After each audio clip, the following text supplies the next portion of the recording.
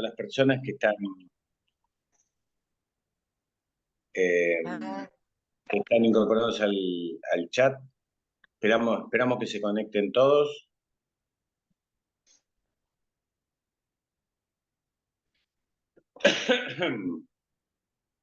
Bueno, creo que estamos todos, ¿no? Hay alguien ahí todavía conectando su audio. y se van a ir sumando, ya son Sí. arriba de 56, Muy 57, van lindo, entrando despacito. muy lindo grupo. Bueno, primero agradecerle al instituto, al área en este caso, que estamos casi inaugurando, ya hace unos días atrás, un área muy completa que incluye además del tema de familia, género, y bueno, y dentro de las cuestiones siempre está la dificultad de la violencia que adquiere demasiadas formas en nuestra modernidad. Parece que hemos aprendido a comunicarnos de la violencia. No sé si ha tenido que ver con un proceso educativo que ha fallado o ha tenido que ver con una forma de entender las cosas equivocada o seguramente con muchas otras cuestiones más. Siempre este tipo de cuestiones son multicausales, pero lo que hoy nos trae nuestro expositor, al que agradecemos ahora públicamente su presencia y desde ya eh, felicitamos por adelantado la exposición que va a tener porque sabemos que va a ser destacada y invito a todos a que presten toda la atención posible porque realmente es un lujo. Como dije, agradecer también a Natalia Torres Santomé por el esfuerzo que hace en este área tan compleja. Nosotros tenemos como comunidad jurídica, tenemos una deuda pendiente con la problemática de la familia y más particularmente con la problemática de la violencia. Y la violencia económica es una violencia poco considerada, siempre se piensa en la violencia física o en la violencia moral, pero la violencia económica quizás sea la forma más nefasta de manejar a una persona, ¿no? De dominarla. Y aquellos que tenemos más el corazoncito en el derecho privado, a veces creemos que se trata de una discusión entre pares, entre personas que están igualadas y que pueden discutir como si los problemas pudieran ser resueltos con el diálogo. Y la verdad es que no es la circunstancia generalizada. Hay demasiados casos que están inundando nuestros tribunales, nuestras fiscalías, de distintos tipos de violencia, en particular, quizás la que más pase desapercibida es la que hoy es temática. Por eso felicito también a los que han decidido, como dicen en el interior, dejar de lado su siesta para poder escuchar esta exposición tan importante. Y además recordarles y decirles que estamos en una importante campaña de comunicación de muchos temas, de temas académicos, pero hay uno que nos preocupa particularmente, que estamos elaborando junto con el área de familia, que es la que conduce Natalia, y también con el área de sucesiones y de derecho notarial, y estamos sumando también el área de incumbencias, toda la problemática que tiene que ver con estos proyectos que solamente están anunciados como tales, porque hoy por hoy no vimos ningún proyecto concreto. El proyecto que tenemos es el antecedente de la ley conocida como Ley Bases, en donde Natalia trabajó mucho, inclusive en hacer un amparo que fue por lo menos exitoso en un primer momento, junto con un equipo también trabajando en esto de lo que veíamos venir, que se entendía como reforma del Estado, a avasallarnos las incumbencias. No entiendo cuál es la lógica, no sé cuál es la ventaja, no encuentro ningún sentido a atacar a los abogados en su trabajo. Pero bueno, estamos en una campaña importante en ese sentido, así que próximamente estamos preparando tentativamente, le digo a Natalia, estamos buscando una fecha que muy probablemente sea el 16. Estamos haciendo reuniones para tratar de terminar de organizar, pero la idea es transmitirle a la comunidad por qué las sucesiones tienen que ser judiciales, por qué los divorcios tienen que ser judiciales. Les pido que todos estemos atentos, alertas, y que toda colaboración que puedan tener para difundir institucionalmente a la demás parte de la comunidad. Los abogados estamos convencidos de que es así, pero hay mucha gente que compra espejitos de colores y que cree que los divorcios administrativos son posibles y que son más baratos, entre comillas, y lo mismo con las sucesiones. Bueno, esto es un error en el que nosotros tenemos que trabajar para que se disipe. Bueno, no los distraigo más, disculpen la digresión, pero estamos totalmente compenetrados en esta temática, por eso la traje y aprovecho el espacio.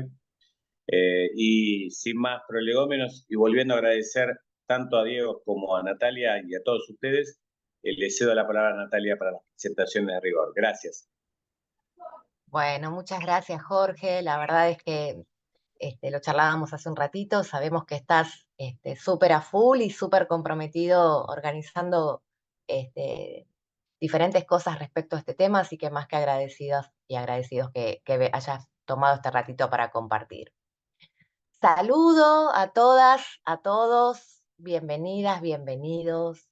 Muy feliz de este encuentro tan federal, nos están contando, no sé, Norma nos habla desde Misiones, Ana Karina desde Chubut, María desde Santiago del Estero.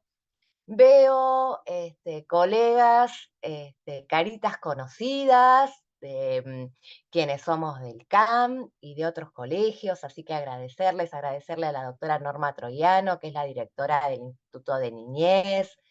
Estamos todas y todos expectantes por escuchar a Diego, para quienes no lo conocen, que creo que no va a haber nadie en sala, pero bueno, para quienes no lo conocen, Diego es abogado, es especialista en violencia familiar, es una de las voces más reconocidas en esta materia. Hace años que Diego viene trabajando esta temática, pero también es cierto que Diego es quien ha impulsado este abordaje sobre el aspecto económico de la violencia, que es un abordaje no siempre muy explorado, un poco lo señalaba Jorge, ¿no? A veces porque la verdad es que lo que nos llega al estudio son situaciones tan tremendas en cuanto a la violencia física o psicológica, eh, pero que en cuanto empezás a hurgar, todas estas violencias están acompañadas prácticamente siempre de violencia económica. Y otros supuestos donde si uno no mirara con la mirada especializada, pensaría que simplemente, esto que decía Jorge hace un ratito, una discusión entre iguales y, y bueno, tener el concepto de violencia económica y poder explorarlo y entenderlo y asimilarlo como para ayudar a quienes nos vienen a consultar, y para también poder revisarlo entre los propios profesionales. Es que no podemos tener una voz más autorizada y mejor que la de Diego, que además, una acotación al margen, es una persona muy especial para mí, a quien quiero mucho, así que más que agradecida que un amigo, además se tome este ratito para venir a visitarnos a casa. Así que gracias, Diego. Sin más vueltas, me silencio, así todas y todos te escuchamos a vos. Bueno, primero agradecer, la verdad, bueno, la posibilidad de que el doctor Frega y que mi amiga Natalia Torres Santomé también de tantos años de conocerla, de tantos años de compartir cosas, compartir proyectos y compartir pareceres.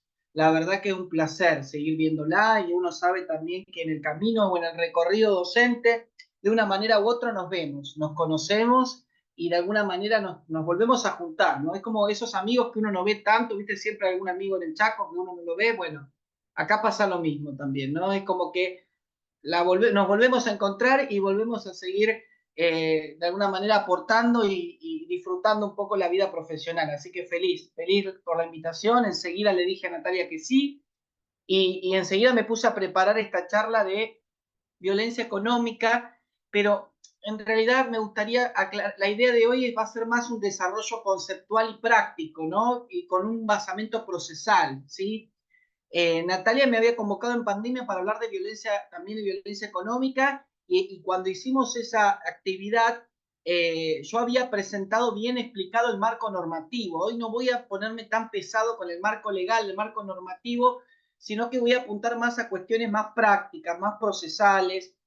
Se ha recorrido un largo río con respecto al tema de violencia económica y yo también me quiero subir a ese bote, a esa lancha, para seguir de alguna manera explorando este tema tan apasionante como es la violencia económica.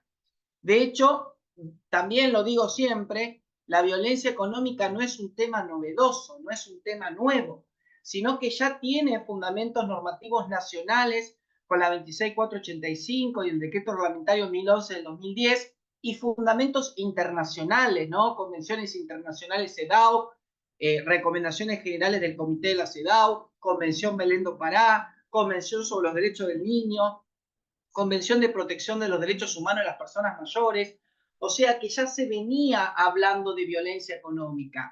Si bien a partir de la sanción de la 26485, en el artículo 5, se empieza a hablar con nombre y apellido de violencia económica, ya se venía gestando la cuestión de integridad económica o patrimonial, ya se venía hablando de los recursos dentro de la temática de violencia. Y sostengo esto y trato de fortalecerlo, ¿por qué? Porque es importante que cuando hablamos de violencia económica, hablemos de violencia. No separemos los temas, porque hablar de violencia económica comparte todos los aportes específicos de la temática. Y esto no lo podemos desconocer de ninguna manera, porque si nosotros decimos, bueno, ahora está hablando Diego de violencia económica, dejó de hablar violencia porque debe ser que esto le genera algún curro. No, acá estamos hablando de violencia, claramente de violencia de género, vamos a hablar del ámbito familiar, vamos a tratar de trabajar con este tipo de violencia que va en convergencia con otros tipos de violencia, con la violencia física, psicológica, simbólica, digital, sexual, o sea que este tipo de violencia económica está claramente en convergencia con otros tipos y en la actualidad, otra cosa que me gusta mucho decir, en la actualidad está siendo reinterpretado. Lo que yo no les dije, que la idea es que yo pueda hablar y después vamos a hacer un espacio de preguntas para que ustedes puedan preguntar. Eso quédense más que tranquilos. Después hacemos un lindo espacio de preguntas y reflexiones sobre el tema. Pero bueno, la idea primero es aportar alguna serie de herramientas. En la actualidad, este tipo de violencia está siendo reinterpretado gracias a los aportes de la doctrina y la jurisprudencia nacional y provincial. Hoy podemos decir que cada cierta cantidad de tiempo surge un fallo de violencia económica. Esto, que en el año 2015 o en el 2014, hace 10 años atrás, era impensado. Hablar de violencia económica como corriente jurisprudencial, como herramienta dentro de los fallos, era algo impensado. Incluso estando vigente la 26485, cuando incorpora la violencia económica dentro de los tipos de violencia. Pero hablar de fallos que hablen de violencia económica era algo de ciencia ficción, era como el Blade Runner de la violencia, era como que no era posible hablar de ese tema, o porque no había dónde encastrarlo, no había de qué manera aplicarlo, no había de qué manera encararlo. Sin embargo, por ahí para mala noticia, para darles una mala noticia, el tema de violencia económica no es un tema concluido, es un tema de análisis constante, o sea que a nosotros nos exige el esfuerzo de capacitarnos constantemente. De hecho, si Natalia el año que viene me vuelve a invitar, obviamente quiero ir a la sede allá en Morón, porque me encanta ir al colegio, si me vuelve a invitar Natalia, va a haber otra charla de violencia económica, nuevas aristas conceptuales y sobre todo procesales. De hecho, esto hace que sea un tema totalmente rico y de capacitación constante, ¿no? Porque uno va aportando, va creciendo y también se van cimentando opiniones, se van generando diferentes opiniones. Nosotros vamos a trabajar con 3 ejes temáticos. Vamos a hablar de violencia económica hacia niños, niñas, adolescentes. Vamos a hablar de violencia económica en la pareja. Y también voy a hablar un poco, que siempre me pide, el violencia económica hacia personas mayores, que es un tema también muy apasionante y por ahí no tan explorado por el derecho, ¿no? Bien. Para empezar a hablar de violencia económica hacia niños, niñas y adolescentes, Uno de los supuestos de violencia económica que hay que analizar se refiere cuando se trata de los derechos del niño, niña, adolescente frente al incumplimiento alimentario, ¿no? Obviamente, cuando hablamos de un incumplimiento alimentario, estaríamos hablando de una situación de violencia económica siempre y cuando se dé la circunstancia del caso.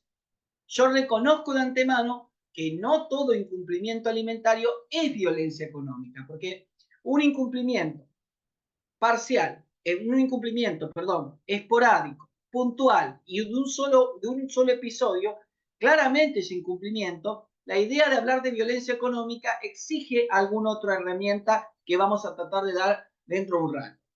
O sea que ahí está el verdadero desafío profesional que tenemos, detectar las situaciones de violencia económica dentro de un proceso de alimentos, dentro de un incidente, para su posterior encuadre e intervención.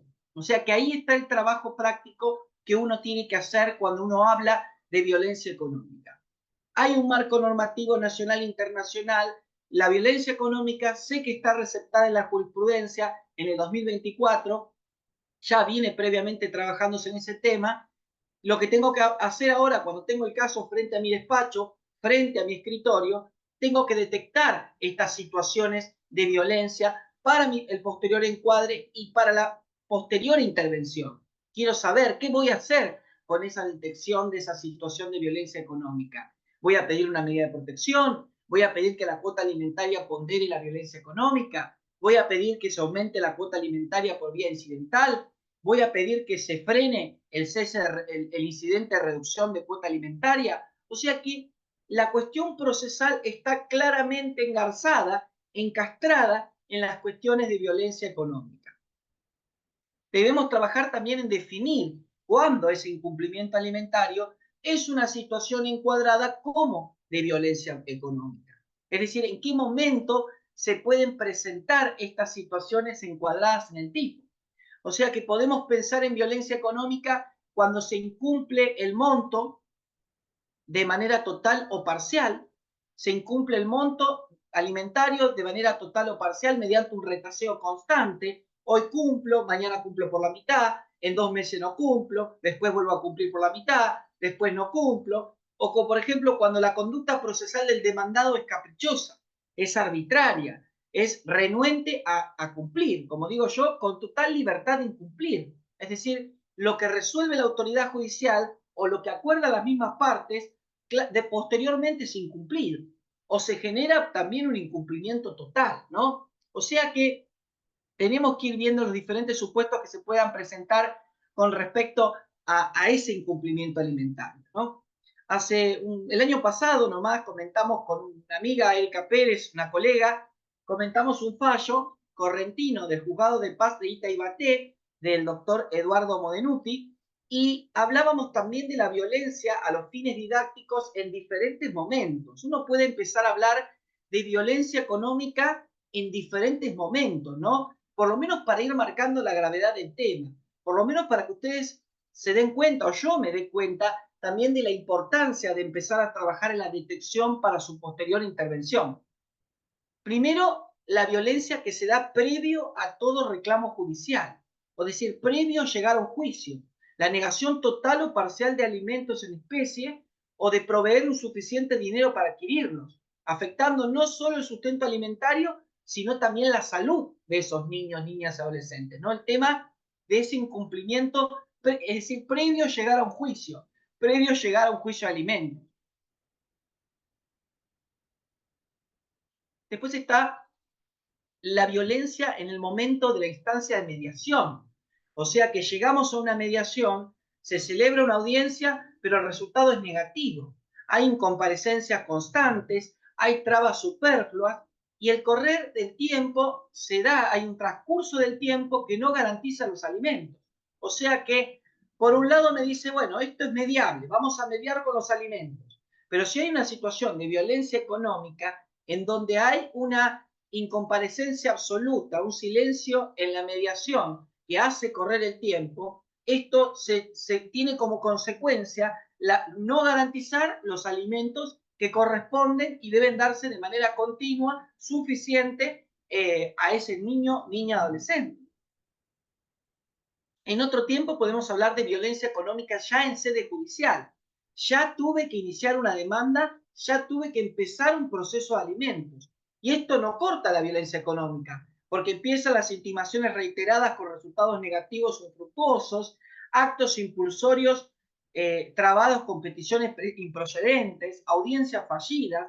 Todo esto hace que el tiempo pase, como si los derechos alimentarios de esos niños, niñas, adolescentes se paralicen cuando no es así. Entonces, ya en el juicio atravieso nuevas situaciones de violencia por la conducta procesal del demandado.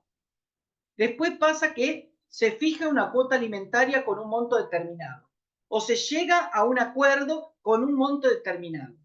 Pero una vez que se fija una sentencia con el monto y la modalidad de prestación de la cuota o se llega a un acuerdo de alimentos, si este no se cumple ni en tiempo ni forma, la parte demandada está yendo en contra suya, está yendo en contra de lo que había acordado y está ejerciendo violencia económica.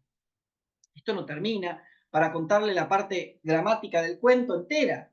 En la etapa de ejecución de la sentencia de alimentos también se pueden dar situaciones de violencia económica, porque ya hay una sentencia con una cuota alimentaria, con una modalidad de prestación, con una modalidad de pago, y así todo no se ejecuta la sentencia de alimentos. Transcurre el tiempo sin aportar dinero en concepto de prestación alimentaria. Fíjense que a los fines didácticos pudimos ver 4 o 5 tiempos de violencia económica, desde antes de llegar a un juicio hasta la etapa de ejecución, totalmente incumplida, donde hay una cuestión arbitraria, caprichosa y totalmente renuente a cumplir, ¿sí? Sabemos que aparece la 26485, que es un concepto de violencia económico amplio. Habla del menoscabo de recursos, ¿no? Uno de los supuestos de violencia económica es la limitación de un recurso económico destinado a satisfacer las necesidades o privación de los medios indispensables para vivir una vida digna. Eso lo dice el artículo 5, inciso C. Cuando define la violencia económica, el tercer supuesto habla de que la violencia económica es limitar un recurso destinado a satisfacer una necesidad o privar de un medio indispensable para vivir una vida digna. En los casos, dice el decreto reglamentario, en los cuales esas mujeres víctimas de violencia tengan hijos o hijas que vivan con ellas, las necesidades de los menores de edad se considerarán comprendidas dentro de esos medios indispensables que conceptualiza el supuesto para que las mujeres tengan una vida digna. Perdón que mencione el artículo y el decreto, pero este artículo y este decreto nos da a nosotros un concepto claro, práctico y que abarca varios supuestos. Fíjense que si ustedes vuelven a leer ese artículo y el decreto, se van a dar cuenta que el supuesto no afecta solamente a ese niño o niña adolescente, sino que menoscaba los recursos de esa progenitora que suple la obligación alimentaria en virtud de la responsabilidad parental que el progenitor no ha cumplido de manera total o parcial. O sea que ese menoscabo de recursos afecta al binomio materno-filial, no solo a esos hijos, a esas hijas, sino también a esa progenitora que asume nuevos gastos, se debe proveer de nuevos recursos para poder cubrir esas necesidades o medios indispensables que le impiden llevar una vida digna. O sea que el propio concepto, la propia aclaración del decreto nos sigue dando pautas, ¿no? Esto que le decía yo a Natalia y a ustedes, de actualizar las interpretaciones y actualizar los conceptos, ¿no? Cuando uno vuelve a leer la norma. Ustedes por ahí les habrá pasado, cuando leen una ley, la leen después de 2 años y van encontrando cosas, ¿no? Esto viene de abogado estudiante, abogado nerd, ¿no? ¿Viste, Nati, cuando vos decís, preparo la clase con esta ley que parece que me la sé de taquito, pero cuando vuelvo a leer algo me interesó esta parte y aparte había una jurisprudencia reciente de esta provincia que está generando nueva jurisprudencia y esto nos invita a nosotros a seguir estudiando y pensando. De hecho, hay que empezar a hacer un cruce entre ese concepto de violencia económica cuando habla de incumplimiento alimentario, de la privación de medios indispensables para llevar a cabo una vida digna, hay que hacer un cruce de ese concepto con la legislación de niñez y adolescencia, que parte del artículo 27.2 y 4 de la Convención sobre los Derechos del Niño, que habla de la responsabilidad compartida en el tema de la cuestión alimentaria. Esa responsabilidad compartida que deben asumir ambos progenitores, lo dice el artículo 27 de la Convención sobre los Derechos del Niño.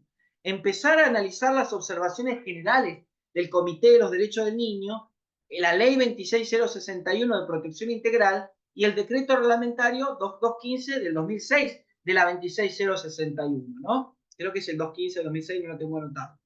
Pero insisto también con esa idea, ¿no? Ayornar esa norma de la 26485 del 2009 con la legislación de niñez y adolescencia que nos permita a nosotros dimensionar que el incumplimiento alimentario es un supuesto de violencia económica, no porque sea una cuestión patrimonial o económica, sino porque es una cuestión atinente a los derechos alimentarios, derechos humanos de esos niños, niñas, adolescentes.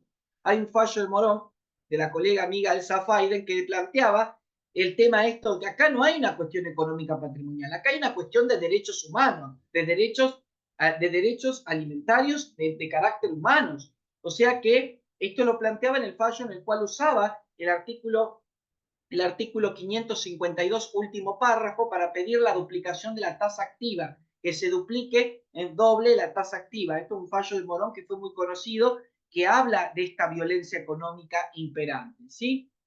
De hecho, cuando fui a Morón aquella vez, le había preguntado quién era la colega hace tiempo ya, quién era la colega que trabajó en ese fallo, y ahí me tiraron el nombre de Elsa, y ahí empezamos un vínculo amistoso con Elsa, que se sigue manteniendo vigente, así que le mando un abrazo grande a Elsa, que siempre está, ¿no? Siempre está participando en las actividades y demás.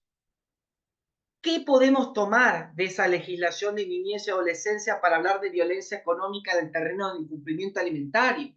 Esa interpretación particular de la preservación del interés superior del niño. Qué poco se habla de preservar el interés económico o patrimonial superior del niño. Fíjense lo poco que se escribe de esto, lo poco que se escribe de ese interés superior del niño en el ámbito económico patrimonial, como si fuera algo desligado de la integridad o protección de ese niño. La prevalecencia del interés del niño por encima del interés de los adultos también, ¿no? El derecho del niño, niña, adolescente a ser oído en todo proceso, inclusive en el proceso de alimentos, ¿no? ¿De qué manera hacerlo? ¿Con qué otras prácticas profesionales poder hacerlo, ¿no? ¿Cuáles serían los interrogantes centrales para poder desanudar el tema? Pero estos conceptos o este acompasamiento entre las leyes de violencia y la ley de legislación y adolescencia no queda quieto. Se sigue trabajando con otros términos, en otros conceptos. De hecho, ese concepto de la 26485 también puede ser adecuado al Código Civil y Comercial de la Nación, que fue modificado en el 2015, en agosto del 2015. Porque luego de la sanción del Código Civil y Comercial, a 6 años de la 26485, nos empezaron a aportar herramientas fundamentales para desarrollar el supuesto como el tratamiento de la responsabilidad parental, el cuidado personal, cuestiones vinculadas a los alimentos, y ese es otro desafío, empezar a relacionar todas esas herramientas del derecho de familia que hablan de los alimentos y relacionarlas con la violencia económica. De hecho, el artículo 1 y 2 del Código Civil y Comercial me permite a mí incorporar las convenciones de las cuales Argentina es Estado parte, la legislación de protección contra violencia, las reglas de Brasilia y demás. Pero hay otro artículo, 2 artículos más del Código Civil y Comercial que se usan mucho, y lo he visto en doctrina, jurisprudencia, pero tengo que hacer una interpretación conforme a la especialidad, conforme a lo que me dedico. Los 2 artículos que ustedes lo deben decir ahora, lo deben reconocer, 553 y 660. Estos artículos se ha hablado tanto como para hacer un dulce de higo completo. El artículo 553 es interesante porque dice otras medidas para asegurar el cumplimiento. Dice, el juez puede imponer al responsable del incumplimiento reiterado. No está hablando de cualquier incumplimiento. Está hablando del incumplimiento reiterado. Está hablando de una reiteración en el tiempo, de un sostenimiento del incumplimiento en el tiempo. Habla, el juez puede imponer al responsable del incumplimiento reiterado de la obligación alimentaria. No dice incumplimiento de la cuota alimentaria, dice incumplimiento de la obligación alimentaria, que es un concepto mucho más amplio que la cuota alimentaria, porque si no decía, ¿cuánto hay que poner? Listo. ¿Cuánto hay que poner, negra? Listo, toma, ya está, nos vemos el mes que viene. ¿Cuánto hay que poner? Esto, listo, chao, nos vemos en Disney. No, el concepto de obligación alimentaria es un concepto más amplio, mucho más amplio que el de cuota alimentaria, y está en el artículo 553, gente. Hace 9 años que está en el artículo 553.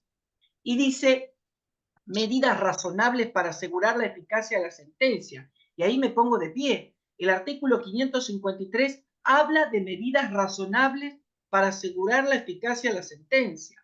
O sea que nosotros no podemos hablar solo de resoluciones, hablemos de medidas. Se empieza a hablar de algo muy interesante, y lo voy a seguir estudiando, es el tema de medidas contra la violencia económica o patrimonial. O sea que en este 553 me está diciendo que ese juez o jueza puede tomar una medida contra ese incumplimiento reiterado de la obligación alimentaria. Una medida razonable y demás para asegurar... Sí. Alguien ahí tiene el audio prendido. Bien. Entonces es importante también entender eso, ¿no? De la posibilidad de poder resolver medidas para contrarrestar esta situación de violencia económica, este incumplimiento reiterado, lo dice el 553. Otro de los artículos muy interesantes también es el artículo 660. El artículo 660 lo que me está diciendo es que el cuidado personal tiene un valor patrimonial para ser planteado. ¿Qué fallo? Ah, vos decís el fallo de Morón, Carolina. Ah, mira, no lo busco ahora porque se me traba la compu. Pero ahora me fijo cualquier cosa, yo lo voy a ir guiando, después yo les acerco. Yo les acerco el fallo de Morón. Este lo dije medio como que me acordé, pero no tengo acá la cita, pero yo lo voy a buscar. Haceme acordar, fallo de Morón de la doctora Faiden, que enseguida va a saltar. Bien, este artículo 660 me está diciendo que el cuidado personal que dispensa la progenitora, que convive con ese niño, niña, adolescente, progenitor o progenitor, tiene un valor económico. ¿Y esto por qué lo digo? Porque si frente a un planteo, en un proceso de alimentos y en un incidente, se discute la cuantía de la prestación alimentaria, yo en esa cuantía tengo que poner en la mesa ese cuidado personal que yo dispenso a ese niño, niña, adolescente. Tiene un valor patrimonial, tiene un valor a los fines de ser considerados en el monto de la cuota alimentaria, de la prestación alimentaria, ¿sí? O sea que tenemos que también hacer un análisis de ese artículo 660 del Código Civil y Comercial conforme a la violencia económica, ¿sí? Después yo dejo mi contacto, mi red social para que sigamos buscando material, y así que no se preocupen. Así que bueno, muchas gracias por esos mensajes, me están mandando mensajes, gracias. Bien, después está la reparación de daños y perjuicios derivados del incumplimiento alimentario. Otro tema que se habla muy poco. El tema de empezar a pensar en daños y perjuicios derivados de violencia económica, y sabemos que uno de los supuestos es el incumplimiento alimentario. O sea que hay que empezar a hablar del incumplimiento alimentario en su posibilidad de realizar una demanda civil de daños y perjuicios derivadas de esa violencia de género familiar que se ha dado en el campo económico. Hay un marco internacional específico que habla de la posibilidad de solicitar el resarcimiento de un daño y perjuicio derivado de estas situaciones. Artículo 7, inciso G de la Convención Belén do Pará y artículo 35 de la 26485. La vía civil es posible, pero obviamente requiere la acreditación de los presupuestos de responsabilidad, la existencia de un daño, antijuridicidad, que haya una relación de causalidad y un factor de atribución, como cualquier demanda de daños y perjuicios. Esto no impide que ustedes y yo utilicemos la herramienta conceptual, procesal de violencia económica para de alguna manera hacer prosperar ese planteo y que el juez tenga en cuenta esa violencia económica que se da claramente en el ámbito civil, por el cual solicito algún daño moral, solicito en el rubro pérdida de chance, porque me han provocado daños en mi integridad, he perdido oportunidades educativas, culturales y recreativas por la ausencia o el incumplimiento alimentario crónico por parte de mi progenitor y por eso inicio una demanda de daños y perjuicios, ¿sí? O sea que esto también tiene relación con empezar a buscar esas medidas contra la violencia económica, no solo en el foro de familia, sino también en el foro civil, en los daños y perjuicios derivados de esta violencia, ¿sí? También hay otro tema, yo como estoy en confianza con ustedes, lo voy a hablar, pero el tema es un tema que a mi entender falta mucho, pero se está haciendo algo por ese tema, empezar a hablar sobre el incumplimiento de deber de asistencia familiar como encuadrado dentro de la violencia económica. Sabemos que la ley 13.944, que habla de incumplimiento de deber de asistencia familiar, es una ley que tiene muchísimos años. Esto no significa que uno no le pueda dar una interpretación dinámica a una ley que está plenamente vigente. Eso es uno. Segundo, hay que empezar a entender que ese delito de incumplimiento de deber de asistencia familiar, sabemos que como cualquier delito no admite analogía alguna, no significa que yo no pueda incorporar en la plataforma fáctica la violencia económica, las situaciones que yo como profesional encuadro como violencia económica. O sea que es importante plantear esto porque si no nos quedamos de alguna manera con un análisis antiguo, un análisis apelmazado de esa ley 13944, cuando uno quiere de alguna manera usar la violencia económica. Hay un fallo que habla específicamente del incumplimiento de deberes de asistencia familiar y lo relaciona con la violencia económica. Yo voy a poner acá el link del fallo, ¿sí? Si alguien me ayuda a buscarlo, a ver acá.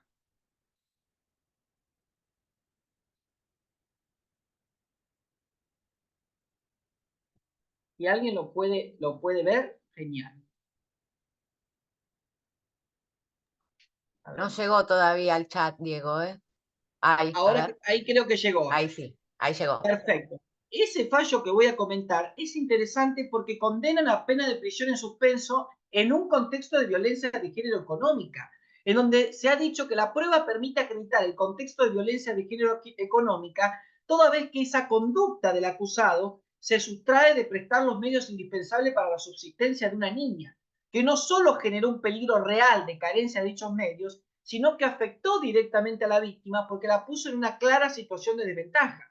Para resolver de esta manera, la justicia del Foro Penal tuvo en cuenta la línea de la Convención Belén do Pará, la 26485, y que el comportamiento del acusado implicó violencia económica contra la señora en cuanto se tradujo en un efectivo daño económico, aunque también emocional sobre ella, quien no solo tuvo que cubrir con esfuerzos extras el no aporte de dinero para esa niña, sino que además la privó como mujer autónoma de diseñar y decidir libremente su plan de vida, sin las limitaciones económicas que tuvo que padecer durante 8 años al tener que garantizar ella sola la subsistencia de esa niña, de esa hija que tenían en común, lo cual llevó a otras limitaciones como el disfrute de sus días libres. Fíjense qué interesante la jurisprudencia esta en el Foro Penal, porque habla de ese cuidado personal, habla de esa imposibilidad, de esa limitación que ha tenido la progenitora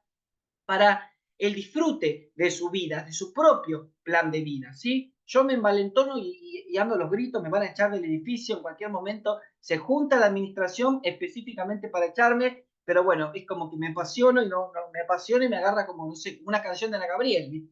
Pero bueno, voy a hablar del otro supuesto, ¿sí? Hablamos de ese supuesto, hay mucho más por hablar, gente, pero bueno, yo les quería dejar esa impresión de todas las cosas de a poquito nuevas que van surgiendo. Pero viene el tema violencia económica en la pareja, porque la charla apuntaba a la violencia económica en el ámbito más familiar, o sea que vamos a tomar los 3 polos que habíamos dicho al principio.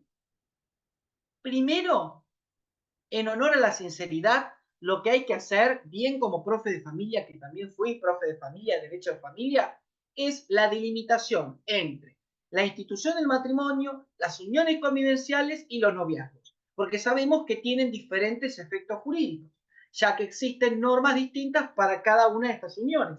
Y con respecto a este tema, existen soluciones jurídicas diferentes que parten como denominador común del marco normativo de violencia económica. Lo que yo estoy diciendo, gente, es que yo separo matrimonio, uniones convivenciales y noviazgo, porque si bien tienen efectos jurídicos, también el tratamiento de la violencia económica en estas relaciones va a ser diferente, va a ser distinto. Me apagaron todos la cámara, ¿eh? ¿Cómo me quieren, eh? Todos apagaron, menos Natalia, siempre, todos me apagaron la cámara, ¿eh? Yo les quiero ver las caras para armar un poco de actuación. A ver, nadie la prendió, mirá. Bueno, acá estamos, no apagamos todos. Por favor, Sofía, bien, no las ves, pero yo las veo un montón de cámaras. Ah, entonces yo estoy medio ciego. Ya me agarró el mal Ay, está Sofía, sí. Carolina, Luciana, Carla, Norma, Araceli, Luciana. Mira, y yo como lo voy botoneando, van prendiendo más ahí. ¿Viste? Qué bueno, bien colegio, ¿no? Bien colegio. Oficio de alumnos, diría Perrenú. Pero insisto con esto. Por eso los quiero mirar en el sentido que la separación entre las relaciones, matrimonios, uniones convivenciales y noviazgos nos permite a nosotros empezar a diseñar diferentes estrategias jurídicas en torno a la violencia económica que se puede dar, ya sea en el matrimonio, ya sea en las uniones convivenciales o ya sea en los propios noviazgos. Cuando hablamos de violencia económica en el matrimonio, cuando uno habla de esto, hay que empezar a diferenciar. Dentro del matrimonio, uno puede plantear procesos de fondo en los cuales trata de que se disuelva el régimen de comunidad o para que, en este caso, se pueda liquidar los bienes que ha habido en esa masa común a los fines que cada uno, bueno, mitad y mitad. Pero cuando hablamos de violencia económica, no estoy hablando de un proceso patrimonial neto. A ese proceso patrimonial neto le incorporo las situaciones de violencia económica para que ese juez o jueza tenga en cuenta dichas situaciones y pueda resolver en consecuencia esto. Porque acá no es que yo quiero, de alguna manera, calificar un bien, por ejemplo. Lo que yo quiero es que se tome en cuenta un bien como ganancial para que sea repartido en el bizcochuelo en común, que es cosa diferente. Ese bien que él quiere decir que es propio, cuando en realidad es ganancial, porque no lo quiere partir en la mitad, me ha ocultado información, me ha negado información, ha distraído bienes para su parecer, para su provecho, para su cantar, claramente podría entrar como una situación de violencia económica. Hay dos artículos que me gustaría analizar que se analizan poco con respecto a la violencia económica. Estuve pensando, gracias Giselle, estuve pensando en dos artículos que tienen muy poco análisis cuando hablamos de violencia económica. Los artículos 473 y 483. El artículo 473 del Código Civil y Comercial habla de algo, en la parte de gestión de bienes en la comunidad, habla de algo que ya se ha visto hace muchos años, el tema del fraude. El fraude entre cónyuges. Lo que siempre invito es a empezar a pensar que el que realiza el obrar fraudulento persigue una finalidad distinta al cumplimiento de un crédito o un derecho de cobro como un fraude común y corriente. Es un fraude específico que se da en el ámbito patrimonial en el cual pueden existir situaciones de violencia económica, engaños que claramente tienen una finalidad de transgredir los bienes que van a ser repartidos en común y ponerlos para su beneficio propio, para su beneficio personal, ¿no? Hay un artículo que está en formato diario, no es un formato doctrina, en la cual yo comentaba ese artículo 473, lo comentaba conforme la violencia económica. Yo voy a poner acá el link. Se llama así, es un formato diario donde escribo, se llama sí defraudo, en vez de sí acepto, sí defraudo, y analizaba el artículo 473 del Código Civil y Comercial, hablando de violencia económica en el ámbito matrimonial, y hablaba del fraude, ¿no? Y cómo se va acercando un concepto específico de fraude. Cuando hay una situación detectada como violencia económica, que yo como operador la detecto y la planteo en el supuesto, la planteo esa limitación de recursos que ha sido destinada para que yo no pueda gozar de ellos, no pueda tener ningún derecho sobre ellos y darle un beneficio total a ese cónyuge agresor en el ámbito económico. Ese es el artículo 473 del Código Civil y Comercial. Después está el artículo 483.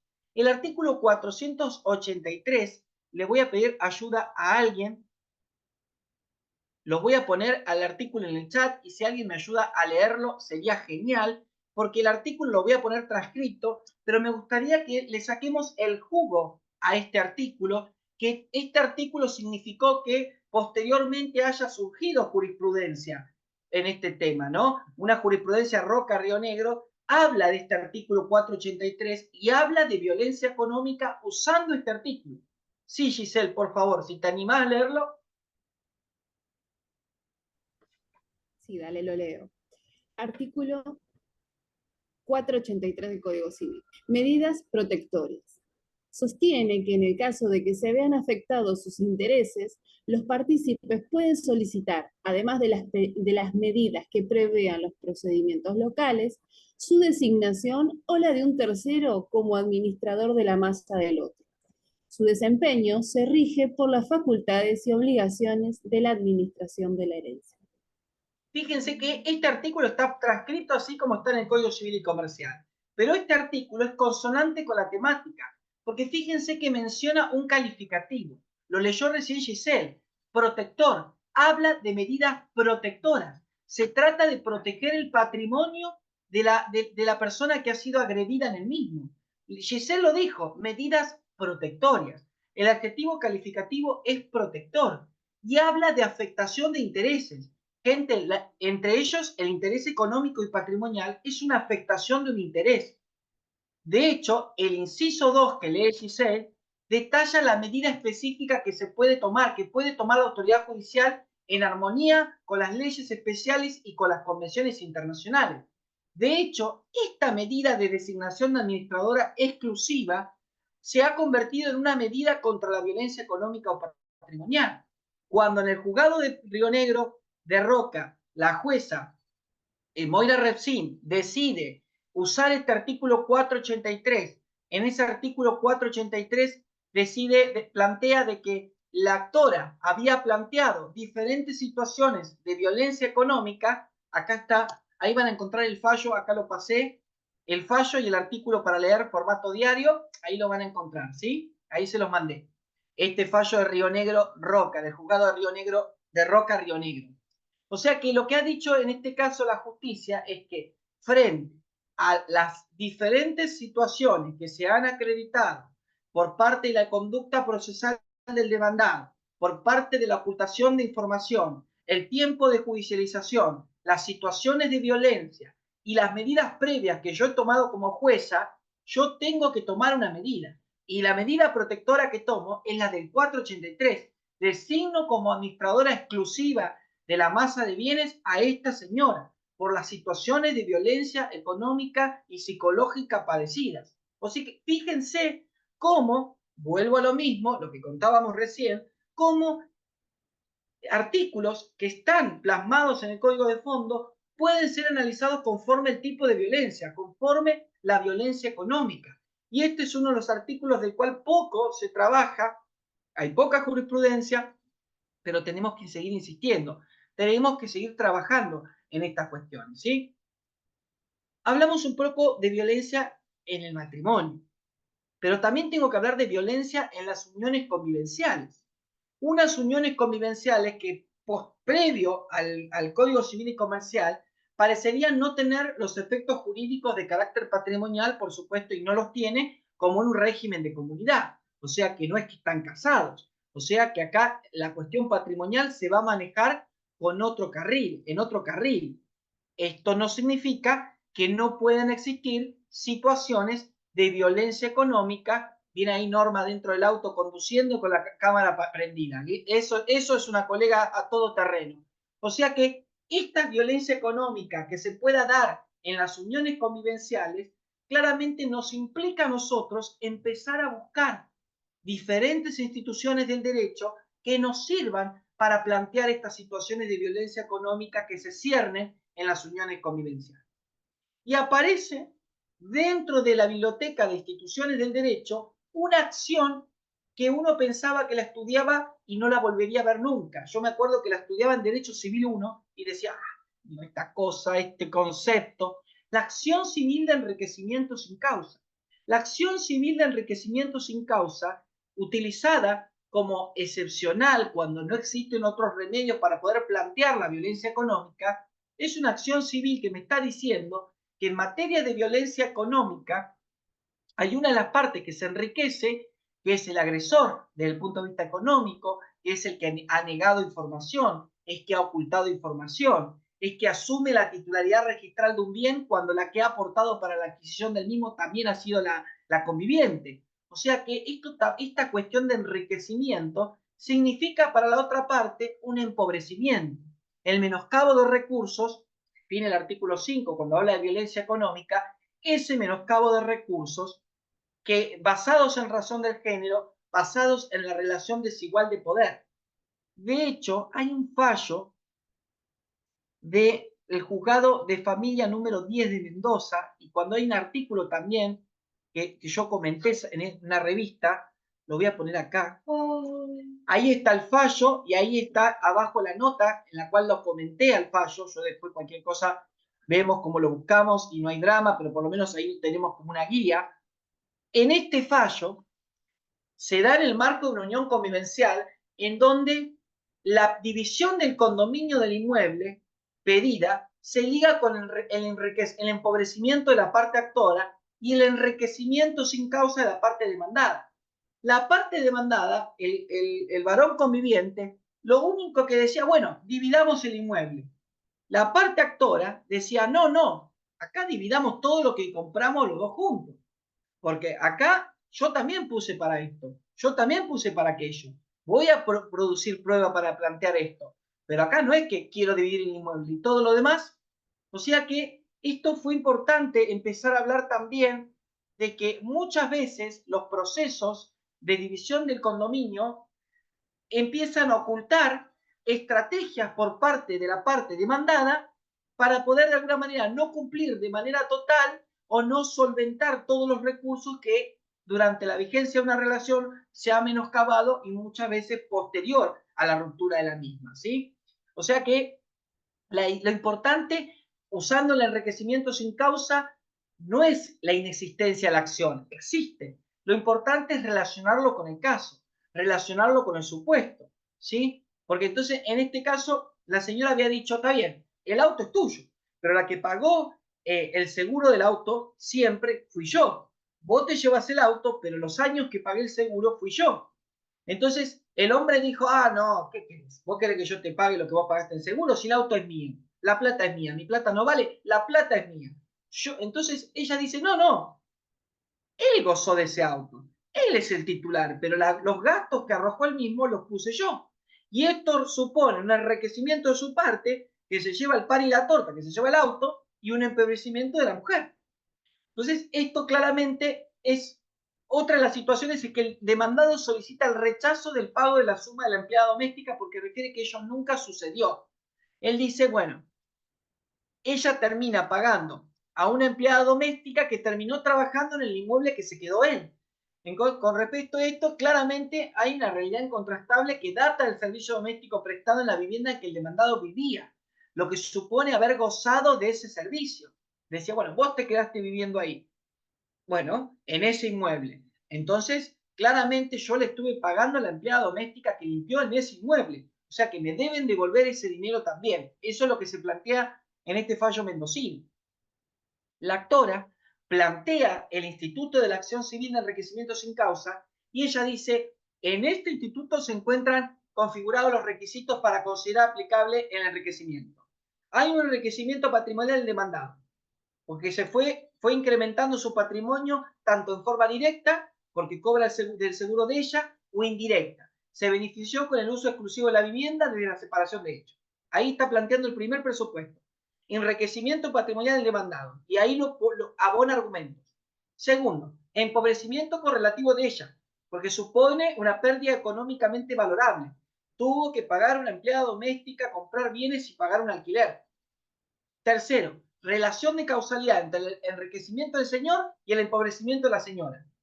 Cuarto, falta de causa en el enriquecimiento patrimonial. No, en este caso no es que ella le quiso donar. Bueno, listo, yo te quiero donar, yo te quiero regalar. Acá hubo una relación dentro del ámbito de la unión convivencial, donde ahí se fueron gestando cuestiones y entre ellas cuestiones económicas o patrimoniales.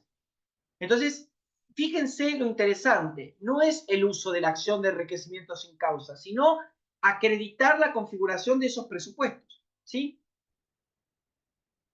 Me queda el noviazgo.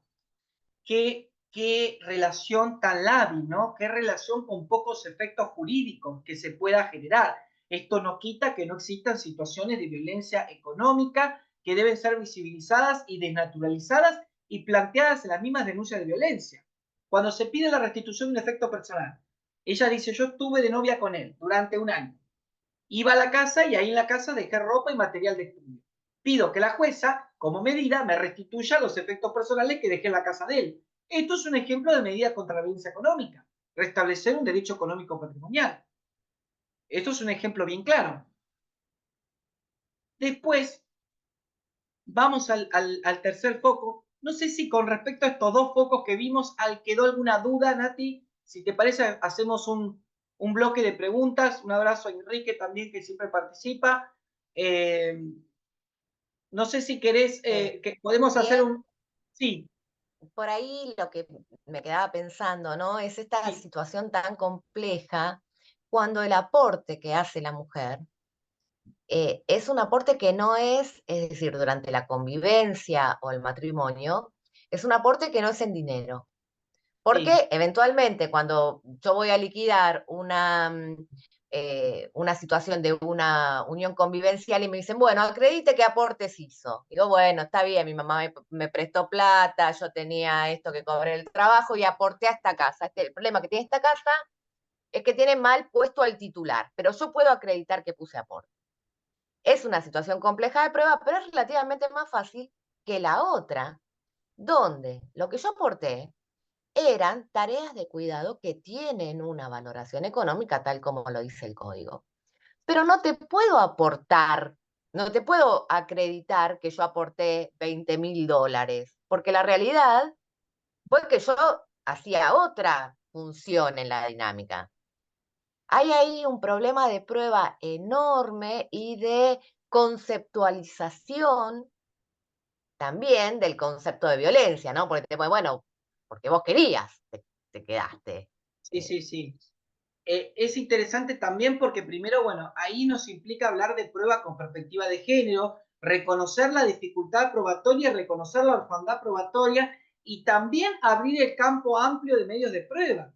O sea, abrir esos artículos 705 a 712 del Código Civil y Comercial, analizar esos principios procesales también en estos procedimientos en los cuales se entablan. De hecho, para dar un ejemplo, una de las pautas para fijar una compensación económica es la valoración del cuidado personal, ese cuidado que se realiza dentro del hogar. O sea que esto significa que se le da un valor patrimonial. Hay un tema de acreditación, hay un tema de prueba, pero no quita que no se pueda plantear ese cuidado personal o ese cuidado patrimonial como aporte económico a la relación, ¿no? Y en eso también hay que defender esa idea también, porque bueno, en un fallo creo que Crespo, Rioné, de Entre Ríos, me lo había alcanzado una amiga, Vanessa Visconti, una jueza, y me había dicho, yo le había dicho, los dos han aportado. La gran diferencia es que la que ha aportado cuidado dentro del hogar y los quehaceres domésticos no generó una productividad en el ámbito productivo, económico, bursátil, financiero. En cambio, el otro, que también ha producido, ha tenido su producción en el ámbito externo. Por supuesto que lo que ha sido interno claramente es difícil de probar porque se ha dado dentro de ese hogar. Pero lo que ha sido externo es fácil de probar porque ha sido algo que Claro. que ha producido y ha generado ganancias. Pero esta cuestión también es importante, ¿no? Por ahí para aportarles, Die, Sí. que en el 455, que es el deber de contribución en el matrimonio, tienen la valoración económica de las tareas del cuidado. En el 660, que es de responsabilidad parental, tienen la valoración económica de las tareas de cuidado. Y en uniones convivenciales la tienen por remisión al 455. Es difícil, hay que hacer una construcción. Hay que hacer una construcción del caso y también relacionarlo con el marco normativo que ahí Nati aportó los artículos del Código Civil y Comercial que se pueden relacionar con la violencia económica, pero más allá de plasmar ese escenario en el cual alguien se ha enriquecido y alguien se ha empobrecido, yo tengo que también acercar bien dónde está ese menoscabo de recursos, qué es lo que se ha perdido, qué es lo que se ha menoscabado, qué recursos se ha menoscabado. Hay un fallo de cura Brochero Córdoba en la cual de a poco habían construido un complejo de cabañas. Literalmente, la señora limpiaba todas las cabañas, se encargaba de la parte de administración, se encargaba de recibir a los proveedores, o sea que daba una obligación de dar, daba trabajo constante y cotidiano, sin cobrar ninguna remuneración ni nada, porque era parte de ese proyecto en común que tenía con su pareja. Cuando él se divorcia, cuando se separan, esta pareja, no es matrimonio, él dice, bueno, yo soy el dueño de las cabañas, yo soy el señor dueño de las cabañas Diego. Entonces la mujer dice, y todo lo que yo aporté, y todo lo que yo trabajé, y ahí está el tema también de empezar a considerar ese trabajo, en ese supuesto de cura Brochero Córdoba, en ese fallo de las cabañas, ella lo que dice, y me parece importante, llama a los testigos que la veían todos los días trabajar, los proveedores, algunos clientes de confianza, que eran incluso cuando ella iba a comprar los productos, las diferentes lugares, proveedurías y despensas donde ella compraba, que acreditan esa cuestión, que acreditan esa cuestión de empezar a entender, ¿no? Eso de que ese aporte que ella daba cotidiano y diario, y que ya luego de la separación, de la unión convivencial, esto la deja desprovista económicamente, ese prohibimiento, ese menoscabo, es un supuesto claro de violencia económica y tiene que ser dimensionado, ¿sí? Este fallo es bastante largo, el fallo este de cura Brochero, pero es tan interesante porque los propios, ahí está planteando Laura que escriban los artículos, ahora después me echale los números si podés, Nati, estamos haciendo bien clase, bien casero, ¿no? Esto del fallo este de cura Brochero de las cabañas, nos implica a nosotros analizar, cuando ustedes lean ese fallo de cura Brochero, se van a dar cuenta cómo los propios testigos aportan ejemplos de violencia económica vividos por esa mujer. Yo la veía solamente a ella trabajar, yo la veía a ella encerar los pisos, ella era la que aportaba todo el tiempo al proyecto, ella era la que recibía a los proveedores, la que realizaba los pagos, la que recibía las toallas, las sábanas de toda la gente que se quedaba en la cabaña. Arrancaron con una cabaña, encima ella compró una cabaña, empezaron con el proyecto de la cabaña porque el papá de ella le quiso regalar algo y le terminó vendiendo el papá un terreno de él para darle del resultado de la venta a ella. Entonces, con esa platita ella pone al proyecto y de una cabañita que vivían se convirtió en un complejo de varias cabañas. O sea que fíjense el menoscabo de recursos evidente que se ha producido con respecto a esto. Entonces, fíjense, no estamos hablando de una cuestión mínima, sino que estamos hablando de proyectos patrimoniales, de vida, ¿sí? Ahí está preguntando Jessica, ¿en los casos de novios y violencia económica, en qué marco lo puedo reclamar? En un marco de un procedimiento de violencia familiar, en la cual ella denuncia no solo violencia física y psicológica, por ejemplo, sino también puede denunciar que han quedado bienes dentro de ese lugar donde iba a visitarlo a su novio, que ha quedado su medicación, que ha quedado vestimenta, que ha quedado algún producto, y está pidiendo que se restablezca ese derecho económico patrimonial. Y esto claramente va a ser calificado por el operador y operadora como violencia económica. Ahí hay un ejemplo, Jessica, de plantear la violencia económica en un procedimiento de violencia. O puede pasar que nunca han vivido juntos, fue una relación de noviazgo de la cual hay una unión, hay un niño, entonces en el terreno alimentario yo puedo plantear la violencia económica. Últimamente, ustedes saben que la pandemia trajo muchas relaciones de noviazgos fugaces. Yo entiendo casos que empezaron de novio en marzo del 2020 hasta octubre o septiembre del 2020. O sea, yo no sé cómo se encontraban en pandemia, la verdad que se escapaban, no sé qué pasaba. Pero esto lleva a empezar a analizar la violencia económica entre los noviazgos.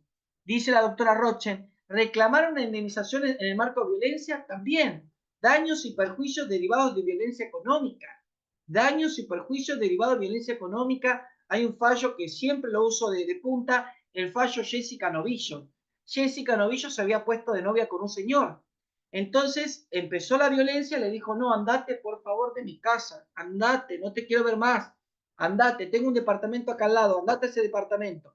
Le presta un departamento, error grave de Jessica. Cuando va al departamento el señor, empieza a vivir, le destruye el departamento. Le saca el termotanque viejo, nuevo que había comprado Jessica y le pone uno nuevo. Le corta la instalación eléctrica y de gas, todo, rompe todo. Entonces Jessica dijo, inicia una acción de daños y perjuicios, Jessica Novillo, y él le dice, y la justicia de grado dice, ah, no, esto es por el uso normal de la cosa, esto no es violencia, esto es una cuestión de civil y comercial, esto es una cuestión de comodato, de locación, de pirulo. Entonces, la justicia de Cámara de Río Gallego Santa Cruz, en un voto del doctor Carlos Arenilla, dice, esto es violencia económica, esto es un daño y perjuicio derivado de violencia económica. No es una cuestión puntual entre un locatario y un locador, entre alguien que hace un préstamo y el otro que lo recibe. Esto claramente es violencia económica y tiene que ser tratado en el ámbito resarcitorio, ¿sí? Hablamos de un marco en el cual el plazo para reclamar ese inicio del cómputo, complementando la pregunta que hacen, ese inicio del cómputo tiene que también relacionarse conforme la temática, cómo esa persona está preparada para afrontar esto, ¿no? O sea que no es que la ruptura en un contexto de violencia física, sexual y económica, tomamos ese inicio para empezar a contar el cómputo para la prescripción. No, tratemos también de abrir un poco el juego a este instituto y trabajar un poco en ese inicio del cómputo desde que la persona está preparada psicológicamente. Y ahí está trabajando el caso. Dice Romina. Doctor, en el expediente de protección familiar por violencia de género que tramita en juzgado de paz, hijo menor de por medio y evidente violencia económica hacia la progenitora, ¿la violencia económica solo la menciona en este expediente solicitando medidas o se debe iniciar el expediente nuevo? No, iniciar en el propio procedimiento de violencia familiar. A tratar de incorporar el tipo de violencia, porque el tipo de violencia, artículo 26, primer párrafo de la 26.485, debe ser, en este caso, consecuencia de una medida de protección. El artículo dice, el juez o jueza, en cualquier etapa del procedimiento, puede tomar una medida preventiva urgente, conforme los tipos y modalidades de violencia. Y un tipo de modalidad, un tipo de violencia, Romina, es la violencia económica. O sea que yo lo puedo plantear en el propio expediente de violencia familiar, que se fije una cuota de alimentos provisorio, que esa cuota de alimentos provisorio tenga en cuenta la urgencia del caso y que tenga en cuenta la violencia económica padecida. Hay que insistir con eso, Romina. Bien, voy a avanzar un poquito porque quiero dejar también más para preguntas. Hay un polo que me falta, un polo temático que quería tratar, la violencia económica hacia las personas mayores.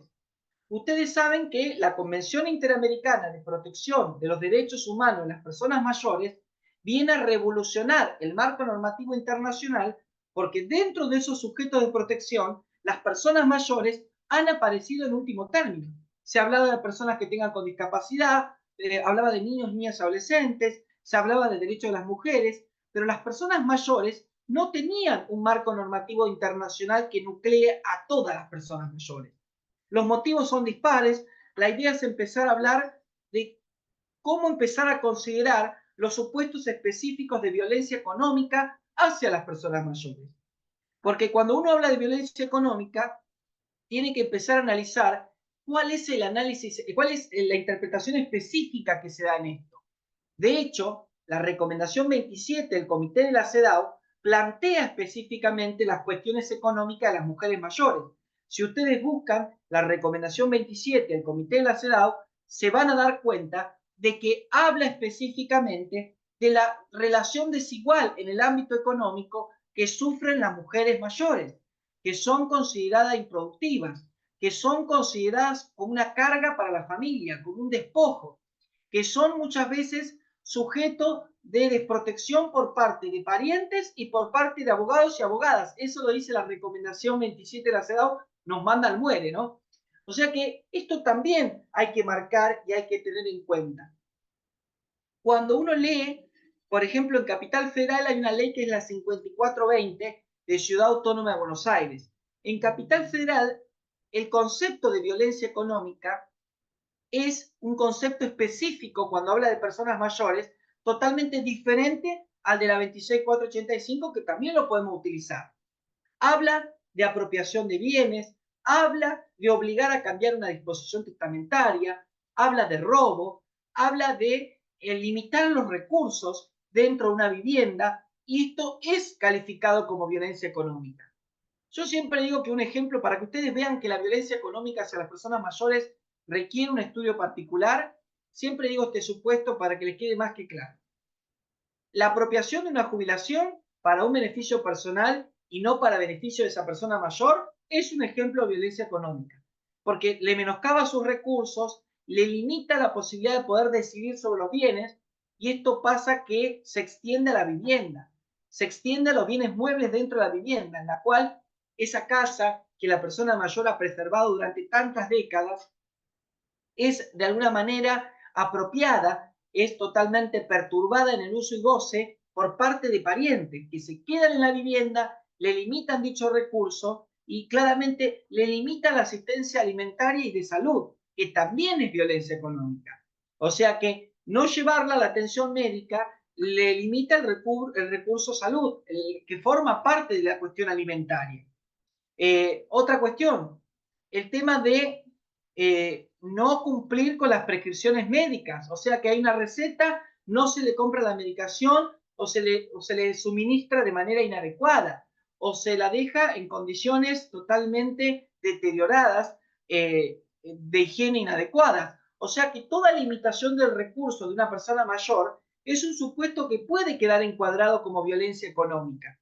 Esto también nos lleva a repensar, ¿no?, la cantidad de supuestos que se van presentando de lo que se entiende por violencia económica, ¿sí? Que por supuesto esto tiene relación en convergencia con otros tipos de violencia. Hay mucha violencia física, hay mucha violencia psicológica, hay mucha violencia ambiental, ¿no? Hay casos en los cuales los propios nietos ejercen violencia física contra sus abuelos, contra sus abuelas, y se apropian de sus bienes o la obligan a comprar bienes para su provecho, televisores, productos de sonido, computadoras y todo, en la cual terminan proveyéndose constantemente de sus propios recursos. Sí, Andrea, por favor. ¿Cómo estás? ¿Cómo estás? Yo tengo un caso justamente que estoy tratando de resolver, que está pasando exactamente esto. Los propios hijos lo sacan al papá de la casa y el señor es discapacitado. Ahora le cambiaron la cerradura.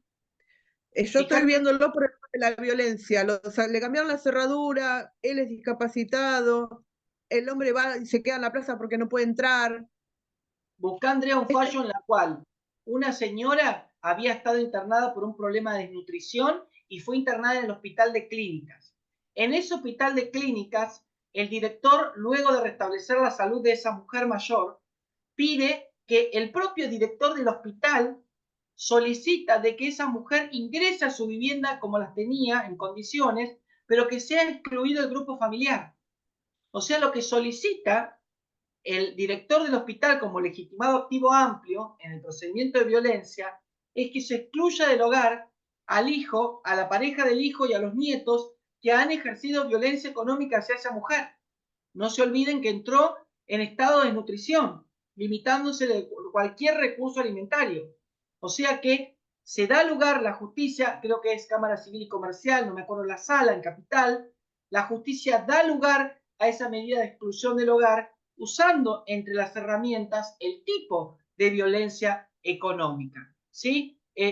Obviamente, ¿qué les interesaba a los parientes? ¿Que ella salga del hospital o que ella se quede en el hospital?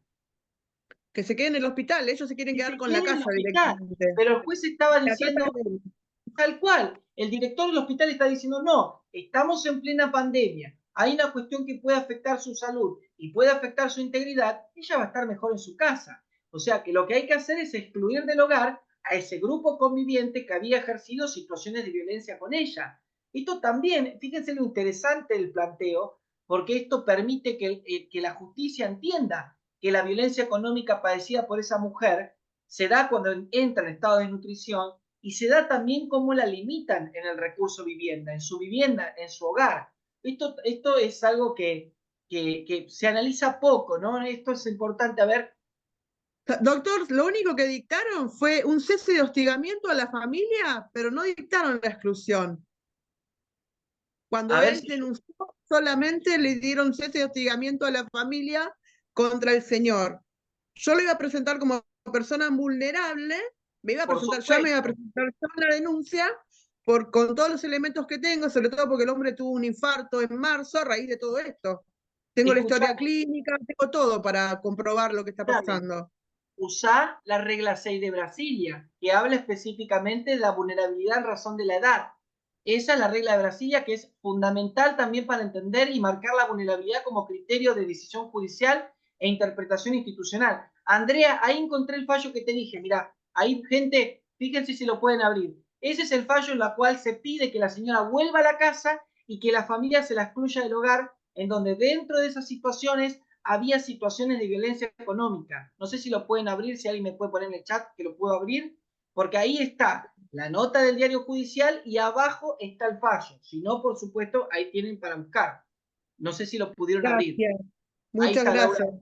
Gracias, Laura. Ahí está, Laura lo pudo abrir. Buenísimo. Ahí, perfecto. Perfecto. O sea que interesante también plantear esto, que no lo dijimos. Cuando hablamos de violencia económica, no estamos hablando que vejez es sinónimo de incapacidad. Lo que estamos hablando de que la vulnerabilidad que sufre esta persona, a veces en razón del género, a veces en razón de la edad, a veces en razón de la salud mental, sirve de alguna manera como un manto de impunidad para ejercer violencia económica hacia esa persona mayor, ¿sí? Apropiándose de su jubilación y demás, ¿sí? O sea que hay un artículo que escribimos con Silvia Cavito, que es una psicóloga especializada en personas mayores, se lo voy a poner acá, y habla del tema de la jubilación, el tema de empezar a analizar la apropiación de la jubilación como un supuesto de violencia económica, como una manera de ejercer violencia económica. Silvia Cavito es una psicóloga brillante. Hicimos un artículo hace un tiempo nomás, hace bastantes años, ya estoy bastante viejo, ya me quiero hacer el pendejo, pero no puedo. O sea que el artículo, búsquenlo, pongan Silvia Cavito y pongan mi nombre, y ahí habla de la apropiación de la jubilación. Si alguien lo puede encontrar, habla de esa apropiación de la jubilación como un supuesto de violencia económica, ¿sí? ¿Lo encontraron? Bueno, ya lo van a encontrar. Ahí está. Quiero dejar el espacio de preguntas y no dejar de agradecer a Natalia, al Colegio Abogado de Morón, que siempre me recibió, siempre me recibe y siempre con las mismas ganas de poder seguir aportando y también de recibir aportes. Así que agradecido también con Natalia antes del espacio para preguntas y reflexiones. Y la idea fue tratar de hablar de las cuestiones nuevas en violencia económica, ¿sí? Yo quiero dejar mi Instagram. Cualquier duda, pregunta o material aparte que deseen. Yo no puedo contestar casos particulares porque trabajo en el Poder Judicial, pero puedo tranquilamente. Y no lo agobien a Diego con mensajes privados de Claro, por caso. favor. Les pido Sí, por ahí que les puede tirar un dato como esto que les va diciendo, hay un fallo en tal lado y eso, pero no. Yo ayudo mucho con eso, sí, sí. Ahí el fallo, encontré ese fallo, Andrea, del tema de que la persona había sido, se había quedado en la casa todo el grupo familiar agresor y la mujer estaba internada. Ese fallo es interesantísimo, y así que léelo que va a estar buenísimo.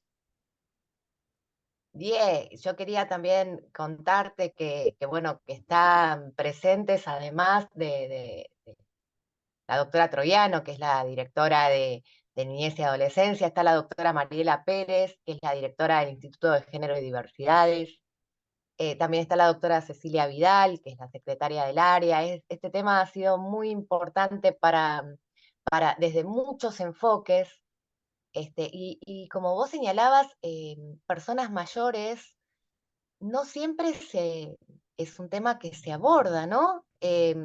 Recordarle a las colegas, también por ahí aportarle a Andrea, recuerden que ya tiene jerarquía constitucional la convención, o sea que ustedes la pueden, lo mismo que la convención de personas con discapacidad. Nada, como decía Diego, a veces el espíritu de profe, Pero si uno tiene una constitución vieja, te quedaron los que estaban en el 75, inciso 22, en el año 94. Y viste, claro, y se incorporaron otros. Así que revisen el 75, inciso 22, siempre actualizado, porque ahora está personas mayores y personas con discapacidad con rango constitucional.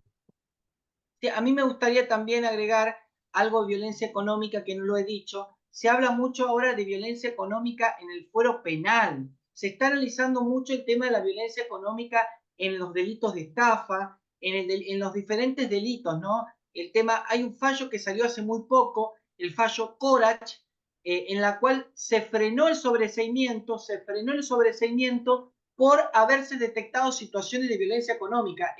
Se había dictado el sobreseimiento y hay un voto de la doctora Magdalena Laíño en la cual plantea la violencia económica que ha sufrido esta mujer, en la cual se le ha ocultado información financiera y se le ha ocultado la cantidad de transferencia de sociedades al extranjero. Este fallo Corach habla de violencia económica en el fuero penal y hay un artículo que yo escribí que se llama el freno del sobreseimiento para contrarrestar la violencia económica, en donde también hay que empezar a investigar la violencia económica en el fuero penal, el delito de estafa, el fallo Reyes con Montero, el fallo Tomaselli. Hay un fallo también nuevo en el cual la mujer había pedido arresto domiciliario, había estado privada de su libertad porque sus hijas estaban siendo cuidadas por su mamá y su tía. Entonces lo que hizo la justicia dijo, ah, mira vos, el señor la denunció penalmente a la mujer está presa, las chicas tienen 8 y 9 años, las niñas. El señor jamás cumplió con su obligación alimentaria. Y las que están cuidando personalmente a esas niñas es la abuela y la tía. La tía que se toma 2 o 3 trenes para ir a cuidar a la sobrina. Entonces lo que dijo, bueno, entonces hacemos una cosa. Vamos a conceder el arresto domiciliario para que puedan esta mujer cuidar a esas dos hijas de 8 y 9 años, donde este señor le habían hecho 2 procesos de alimentos y jamás cumplió una obligación alimentaria. No solo dijo marche preso, no solo la hizo meter presa, sino que incumplió totalmente su obligación alimentaria. Esto es muy interesante. También hay un artículo que escribí sobre ese tema. Es apasionante el tema, Nati. La idea era apabullarnos, es a propósito, que se les rompa la cabeza con respecto a la violencia económica. Es totalmente, Diego, y estas señales que nos trajiste, alrededor de todas las violencias que identificamos, probablemente también esté en la mayoría de los casos es muy probable que encontremos la económica también. Entonces, hay que empezar a ver estos indicadores, para, en el momento, como hoy consultaban, en un proceso de violencia, bueno, la situación de violencia es se representa con todos estos tipos, es física, es psicológica, es económica. Diego, como siempre nos aportás cantidad de conocimiento, de información, con tanta, además, claridad. Seguro que cuando terminemos y cada uno se quede calculando en su casa, se nos van a ocurrir 1000 cosas que no preguntamos. Así que las invito a todas y a todos a que lo sigan a Diego en Instagram, en Facebook. Siempre además comparte información actualizada. No sé si quedó alguna duda. ¿Alguien que Aparte, Doctora, Norma, que me invite ¿puedo Norma, preguntar? todas las directoras del instituto, que me inviten a mí a Morón, Norma, por favor, ahí, que me inviten, ahí que me encanta ir a Morón, que por favor, para mí va a ser un placer. Están todas, está Mariela, está Cecilia, están todas las Dines ahí. Cecilia, todo el grupo ahí de colegas, que por supuesto, fuera de cualquier broma, uno siempre que va, eso te debe pasar, Nati, también cuando vas a dar una charla o algo, cuando uno va a lo presencial, el contacto con el colega y el debate es algo que es impagable. Es más que impagable, ¿no? Poder hablar con la colega o el colega y generar un ambiente ameno y de espacio de debate, para mí es un placer. También lo virtual acerca a los colegas, eso es verdad, acerca a colegas de otras provincias. Hay gente que de 4 o 5 provincias que acá mencionaron y para mí realmente es un placer participar y que me sigan invitando. Doctor, me parece que Andrea, sí. Por otro caso, pero no me hicieron lugar. Yo ya hice 3 perimetrales, el hombre se llevó el auto. Andrea, nosotros después me consultás en Instagram, ¿te querés? Vos Bueno, llamame, bueno. Sí, porque porque no hacen lugar. claro, estamos cerrando, me la quita. Pero hacemos una cosa, Andrea, vos me consultás, yo te doy una mano. Veo de qué manera.